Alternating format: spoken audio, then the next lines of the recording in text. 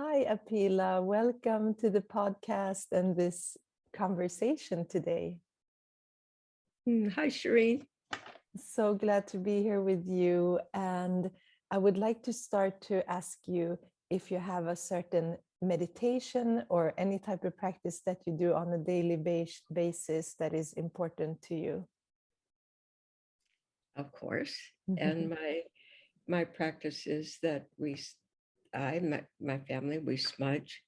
And here's some cedar that I'm going to ignite. I'll say a prayer and then a brief chant of Thanksgiving that we're together.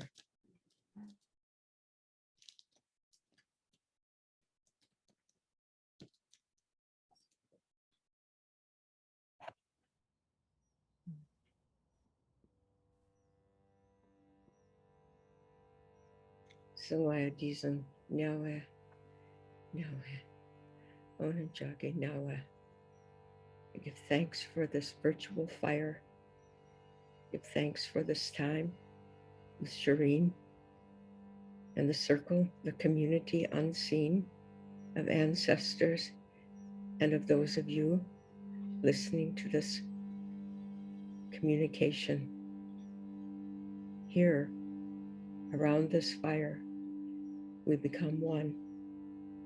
That fire ignited so long ago from Mother Earth herself, continuing in the beat of our heart, in the love that we feel, the love we receive from Mother Earth, from all the creations. Now in this communication, I look forward to the moment of the unveiling, the meaning and the power of peace of our convergence. As we share tonight, in this time between worlds, as Mother Earth makes her adjustment, may the words we choose, the steps we take, and the life we live come into alignment with the changes of you, Onajage Mother Earth, so that life may renew. Amam Uanoa Yawanko. Amen.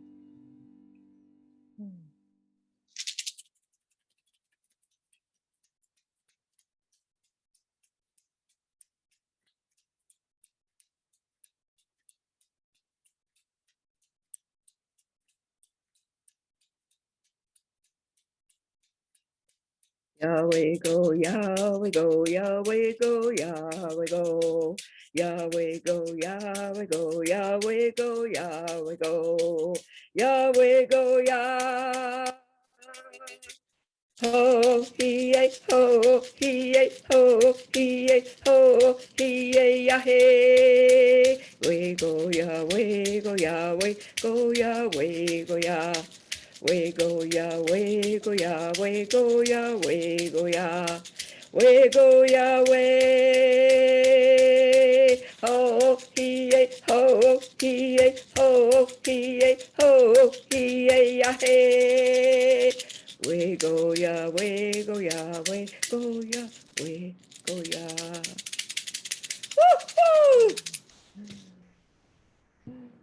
Thank you.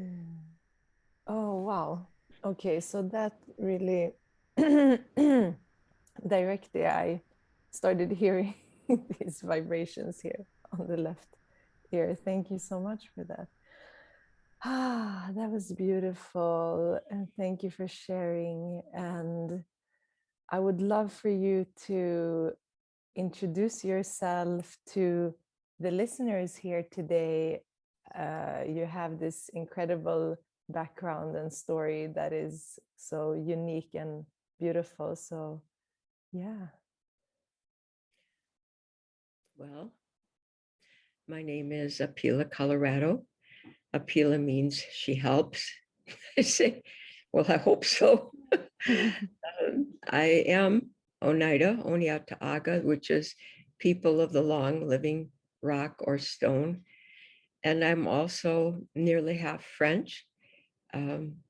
And I remember my Gaul indigenous side in France. And as it happens in my life journey traced in this book that I finished after 8 long years, my journey reclaiming my indigenous identity and spirituality, especially on the white side of my heritage, was a big challenge. And when I was young, being half American Indian and half white was a really marginal, dangerous place to live.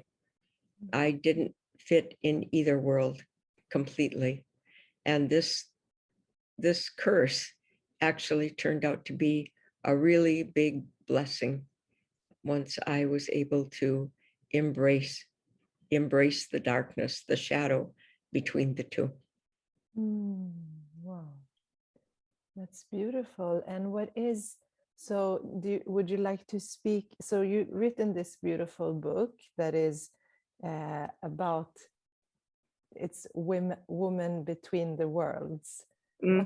What does that, I understand that exactly, because I have the same kind of background when it comes to being in one place but having roots in a different place.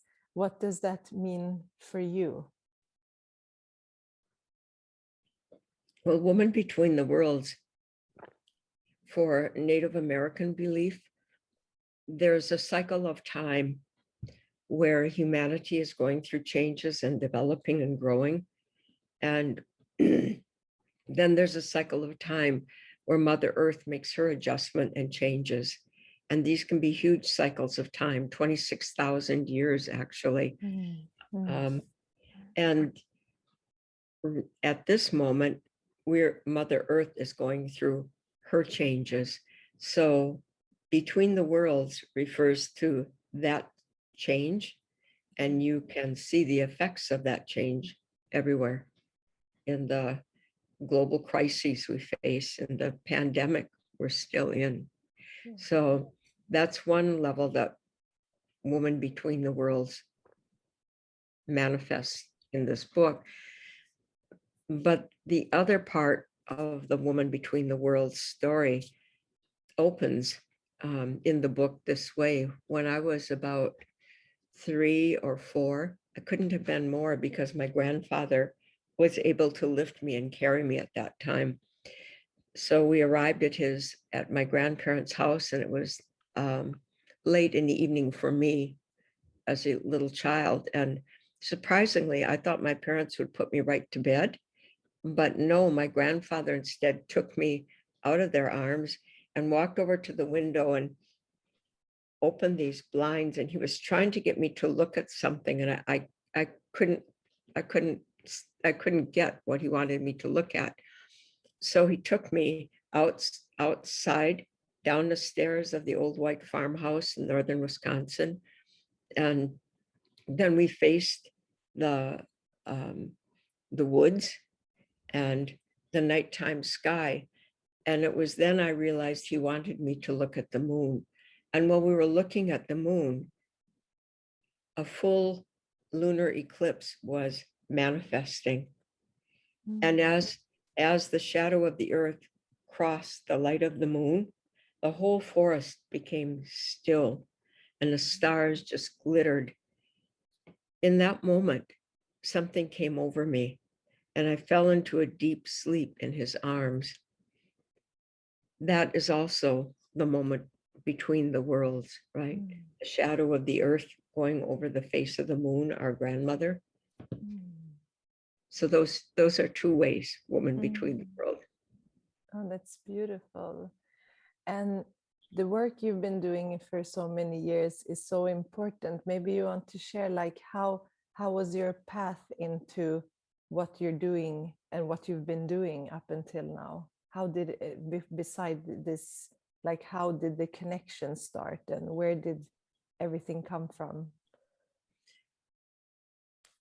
It was the love between my grandfather and myself that put me on this path. And before he died, he came to my house. My grandmother drove him. And I remember coming back from school And I went to a one-room schoolhouse that had 23 students across all 8 grades and 1 teacher, right? A little schoolhouse in the woods on Turtle Lake. And we had a man with a station wagon drove 1, 2, 3, 4 of us children home at the end of the school day. And it was early winter, and a snowstorm had started and had already accumulated several inches. So I was surprised when the school bus drove up, and there was my grandmother's car, and there was about that much snow on the top of the car. And it wasn't like her to be coming in the middle of the week like that and unannounced, but there they were. By this time, my grandfather was already he was dying, actually. He had been in a terrible car accident about 2 years earlier. The result of that was that his mind went back and forth between times. Sometimes he would be here, and then sometimes in other places. One of the things that my mother didn't know is that he spoke fluent French, and why not? He was French Indian, right? But until he had the head injury, he wouldn't speak in French, because in the United States, there was this terrible, terrible policy that affected all immigrants and really hit hard with American Indians. And it was called Americanization.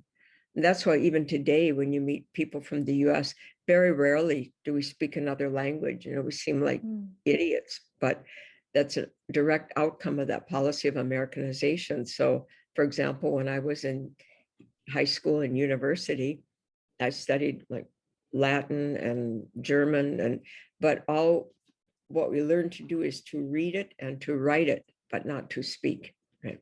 So that's part of the Americanization stuff that we all grew up with. Just give me a minute here. So with my grandfather being ill, and my grandmother wanted to visit with my mother because she was really tired in her role as caregiver. So she and my mother were sitting in the kitchen having coffee, talking. And my mother told me to go and sit with my grandfather, which I actually didn't want to do. I was really mad at him. I was mad at him for being sick. And before that, I was mad at him because he took his love away when he started drinking again. I'll have a drink of water at that note. Anyway, he had started drinking alcohol, and that took him from me. And he was the one person I was really emotionally connected to in my hard drinking, huge extended family that I grew up in.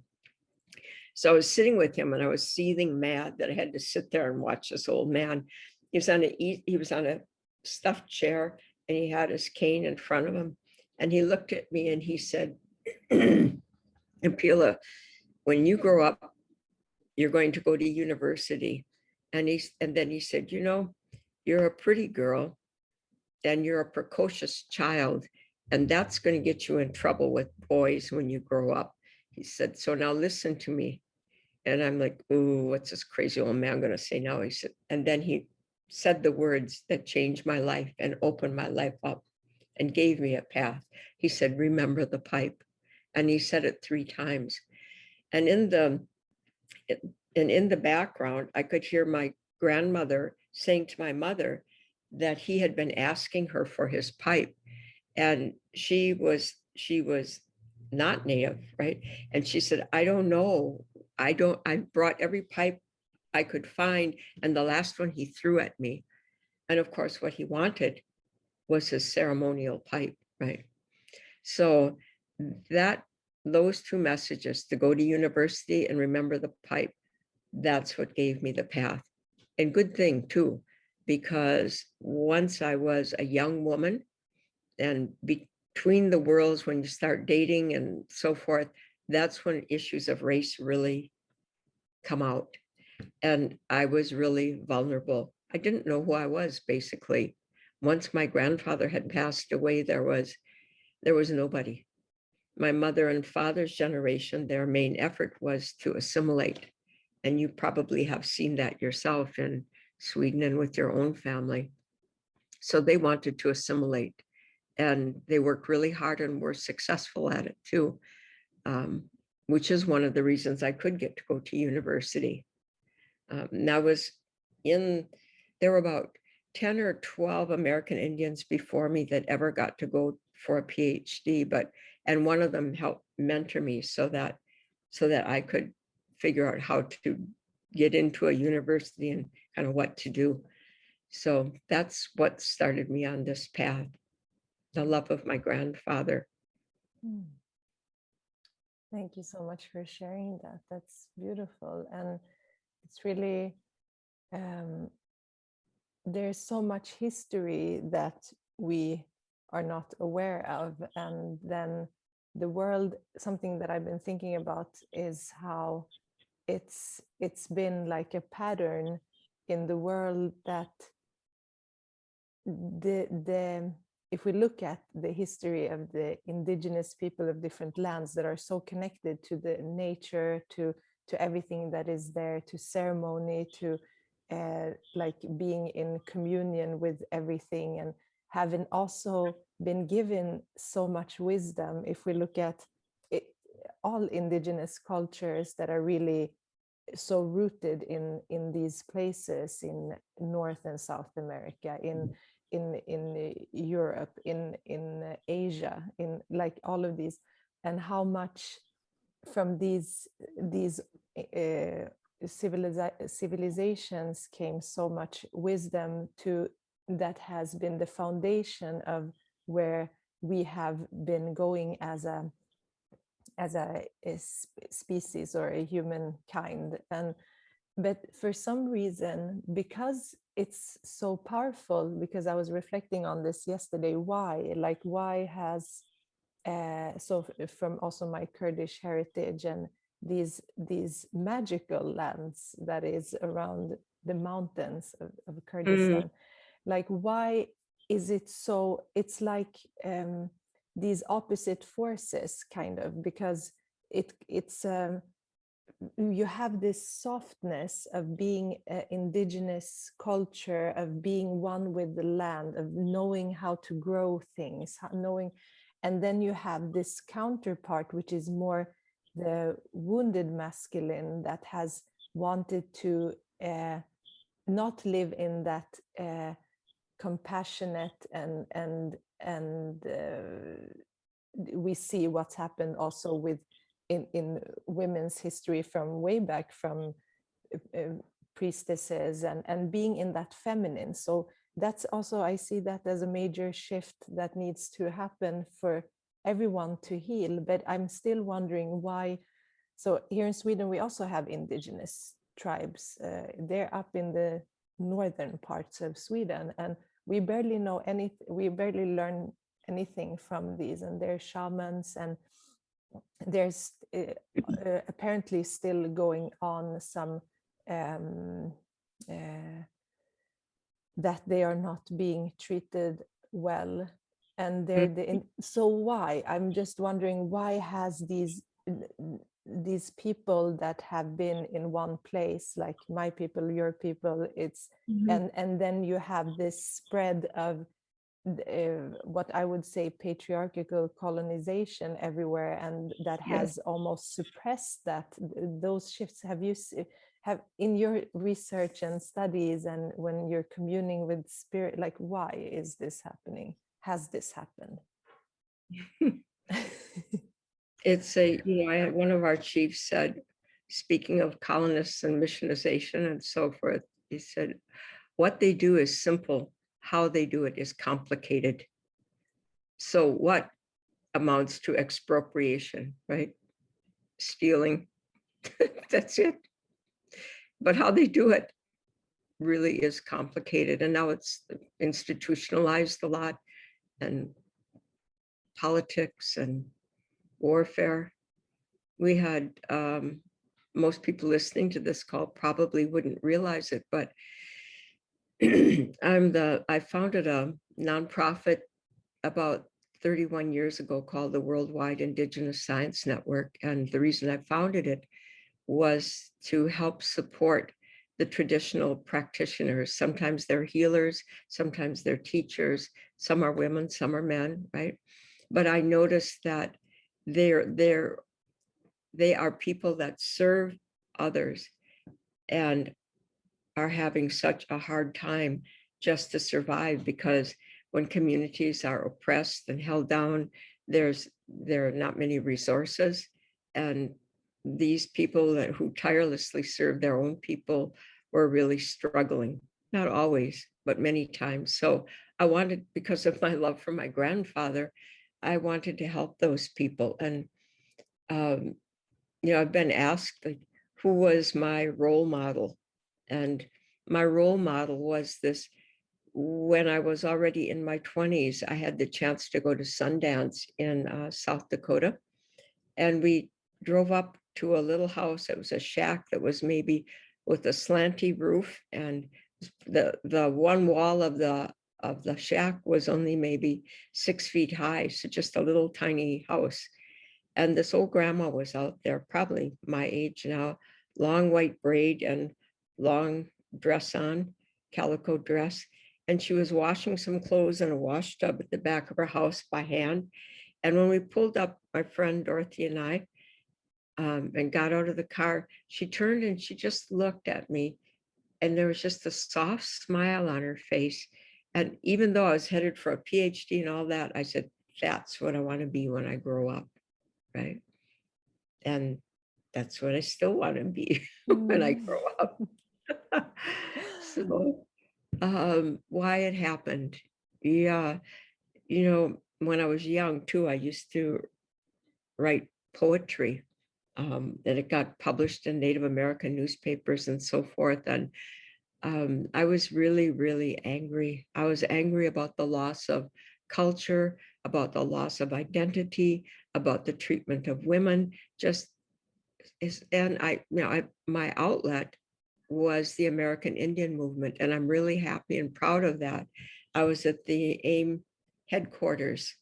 It was in Milwaukee, Wisconsin for a while, and I was there during the days of the takeover at Wounded Knee, and that really helped me clear my mind about what happened historically to American Indian people and other indigenous people around the world.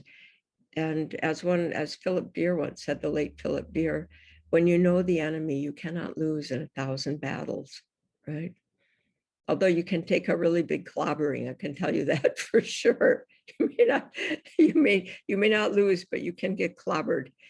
And one of the things I was saying may be hard for people to believe is, like, for example, in Kenya, in an 18-month period of time, of something like 200 elders were murdered.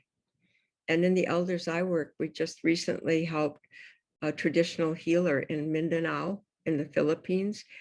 We had to help her get out of her own country because indigenous people, like the tribal people in that area, are subject to abuse from the religious right Christian, the religious right Muslim, and government forces. And this woman was a healer, and they were after her, and it was so dangerous. She had to move from place to place every night and sleep someplace different. And I'm happy to say a group of women banded together and we got her out, right? We were not so fortunate with Dabasa, who was an Oromo elder from the highlands, the Gamo highlands of Ethiopia, who was abducted, tortured, and murdered by the Tigray government in Ethiopia. Now, of course, you see the government of Ethiopia attacking the Tigray, and I myself was arrested and interrogated in Ethiopia, simply trying to help elders. And the same thing happened to me in Siberia about 3 years ago. I was with 3 other women. We were there for a snow leopard ceremony. And we were again at like 10 o'clock at night, bam, bam, bam, bam, bam, on the door of this log house way out in the mountains. And it was Russian police coming. And they hauled us into this prison police station with just like Gothic, black tar paper on the door and really old and everything. and they interrogated us from 10 at night till 4 in the morning.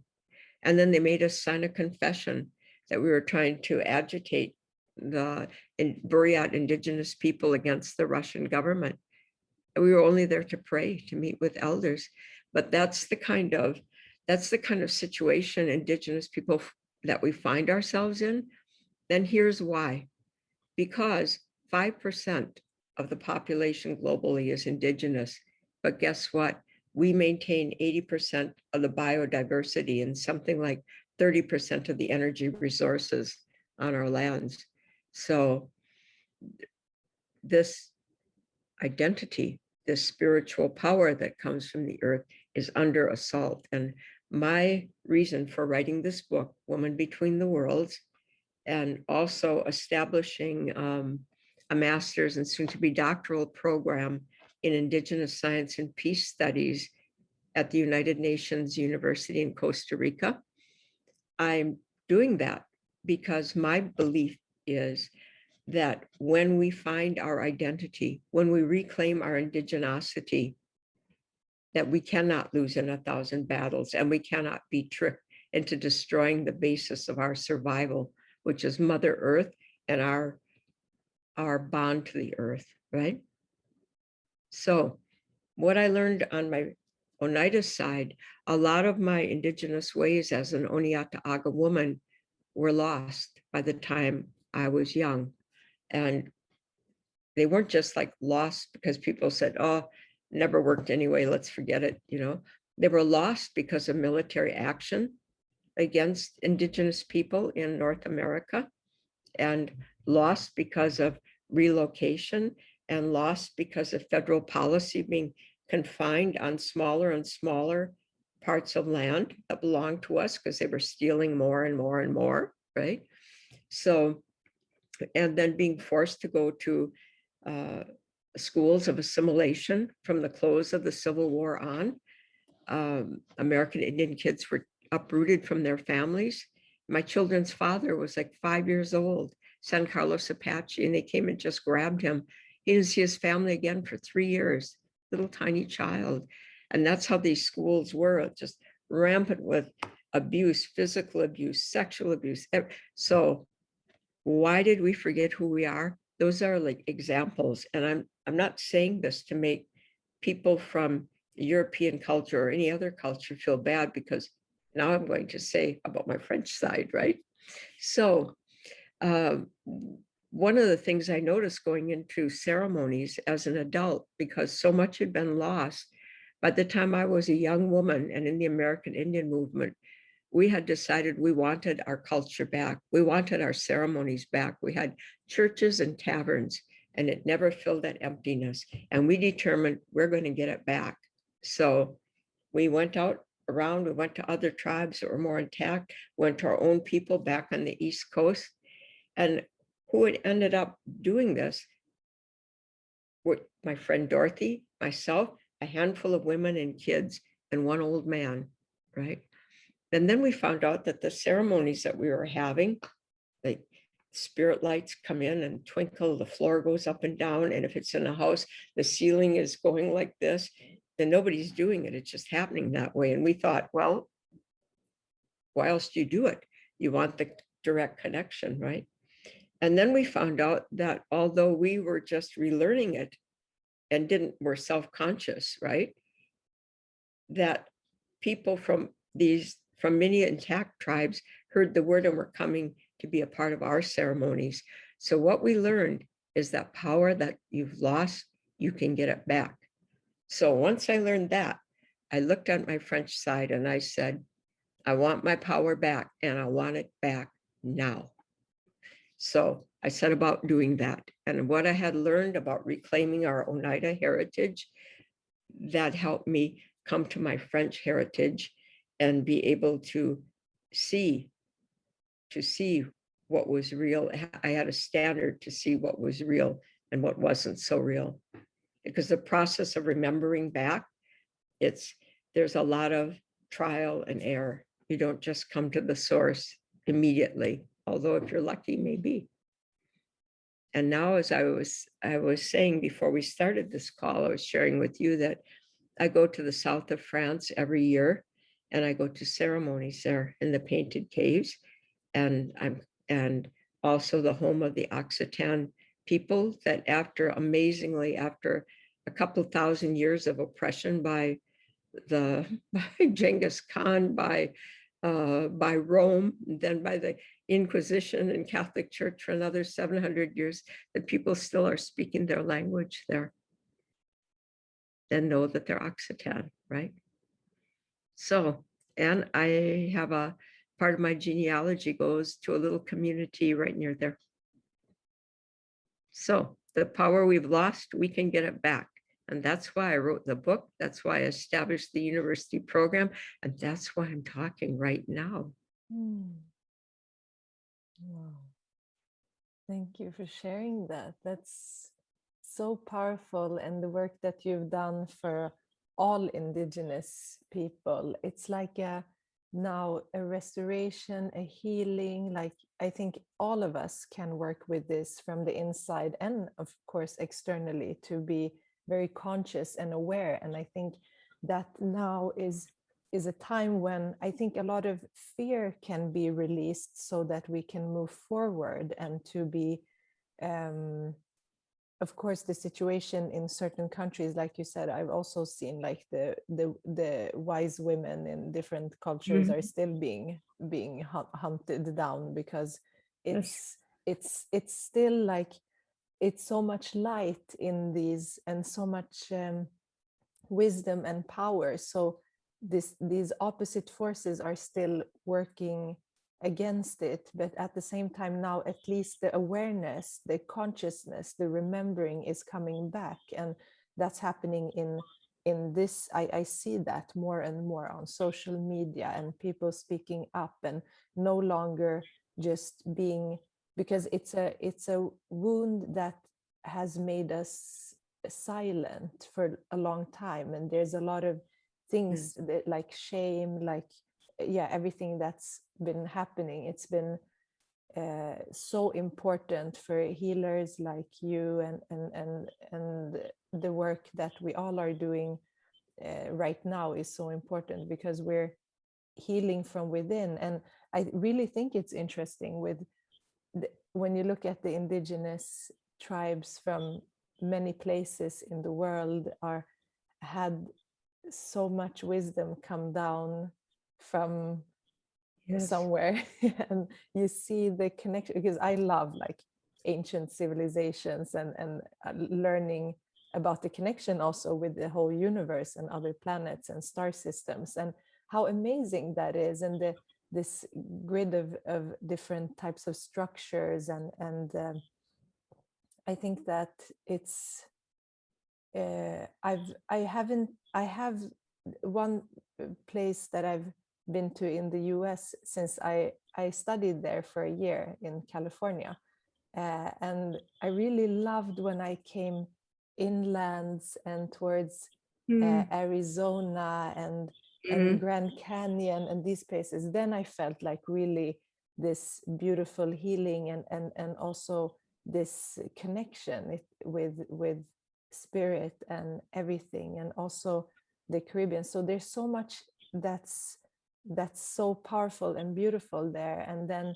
there's this opposite energy, this extreme on the other side, which we all are experiencing from that part of the world. So it's really, and what I wanted to share with you also, something that I just recently learned more as I'm studying a little bit about the very ancient civilizations like Lemuria or Mu and Atlantis and all of these. And it was actually 2 years ago, we decided to go to Japan, because my Reiki master, who's initiated me into this Reiki healing, she's in Japan. And we ended up going from there to New Zealand and Australia, which for me was like Australia. When I came to Australia, I got very sick. So there was something like purging, like really purging in Australia. So something is very strong there. And then I came to New Zealand and I felt the healing.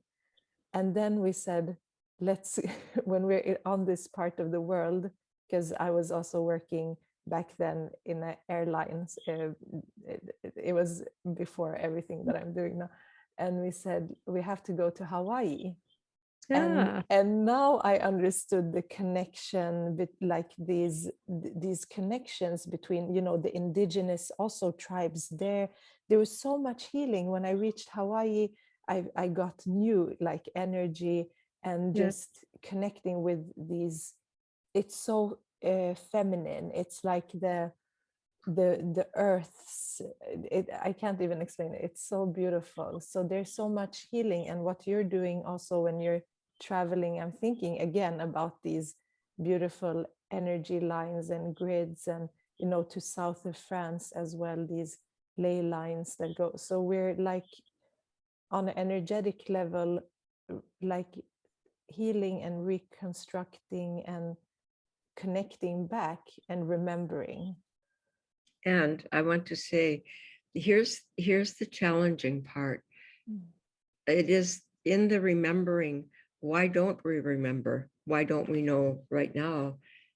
Because there are, even though it's our heritage, indigenosity, there are these blocks, and many of them are psychological, and then all the political sorts of and social forces we've already discussed. But the key to remembering is being willing to face shadow.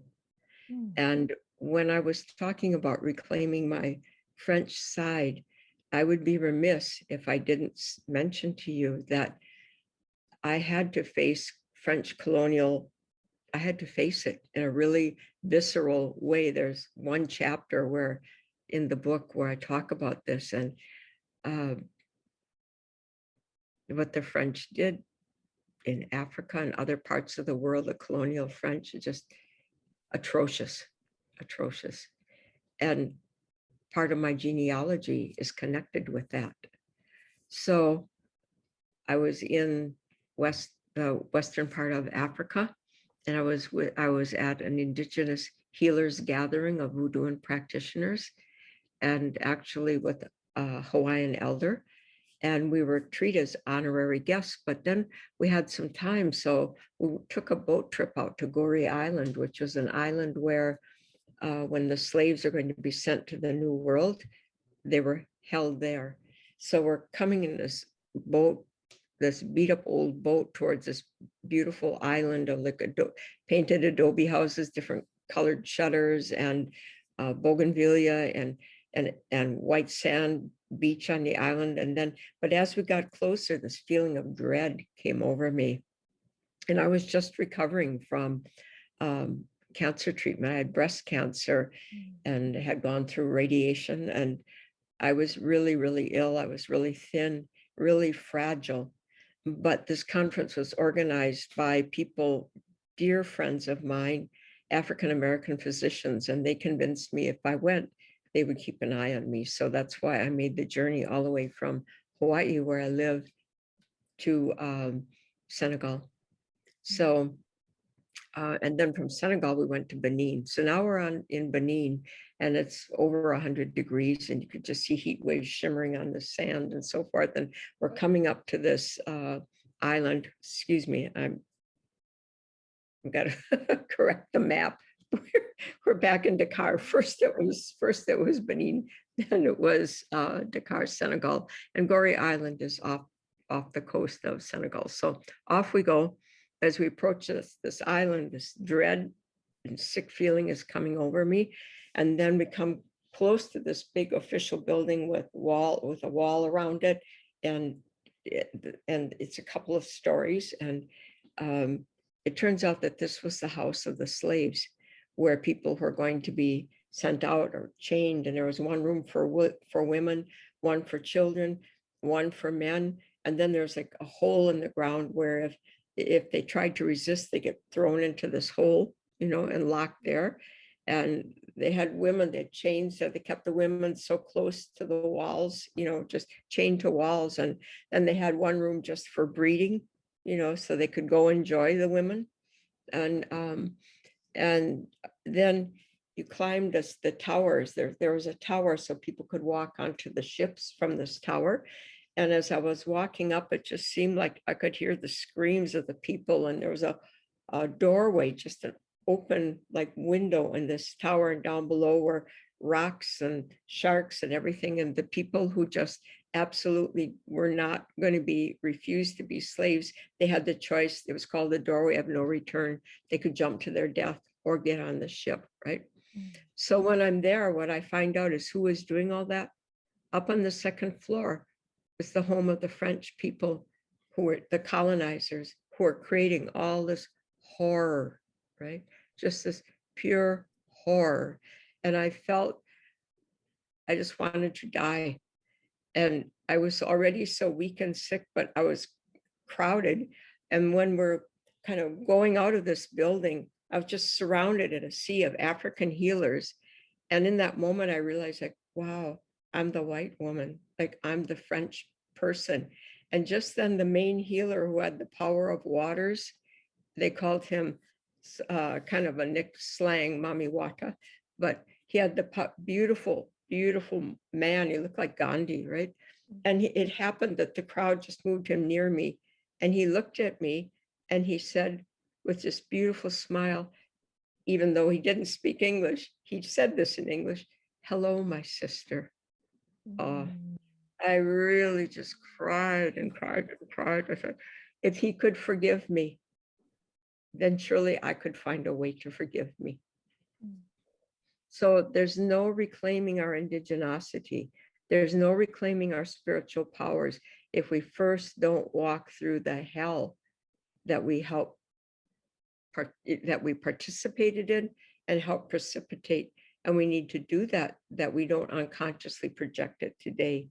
And then when we do that and have that out of the way, the dreams start to come, the synchronicities start to come, the chance encounters start to come, the powers come back so fast you can barely believe it. And that's what the master's and doctoral program helps do too, bring people together collectively, and that enhances it even more. But we can do it. We can do it on our own, but we need to find community through that, because it can be dangerous, right?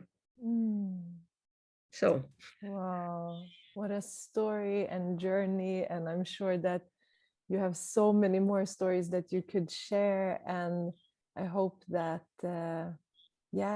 all these stories can be heard, and everything that you're sharing in the book is so important for all of us to understand, read from all of your experiences, and just the awakening. And I'm wondering how people can find you.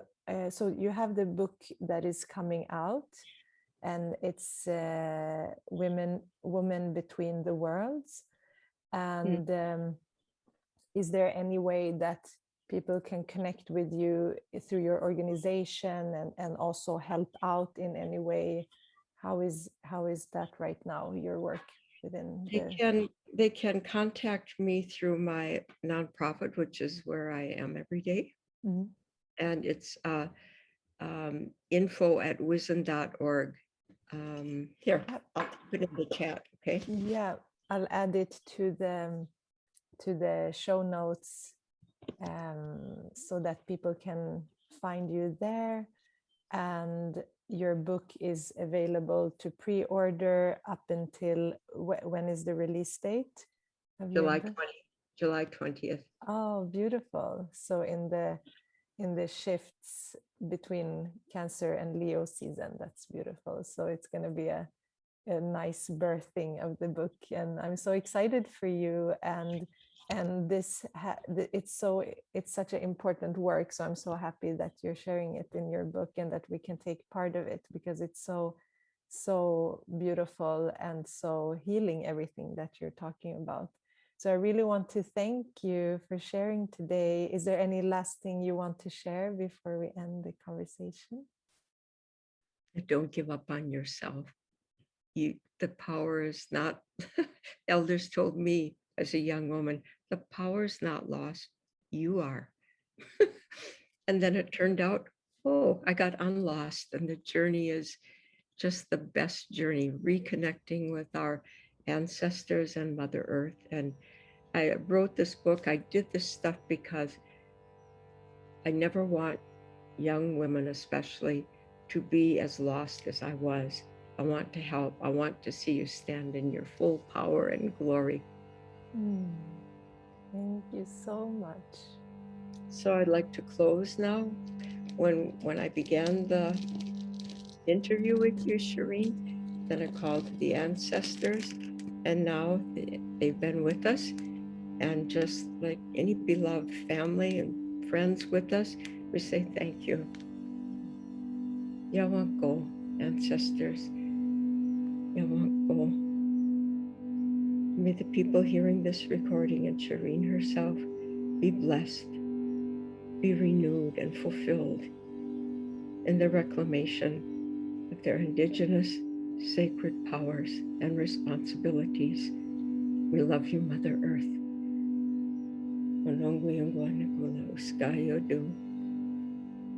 And now the prayer is released. Thank you. Thank you so, so much. It was lovely to talk to you today.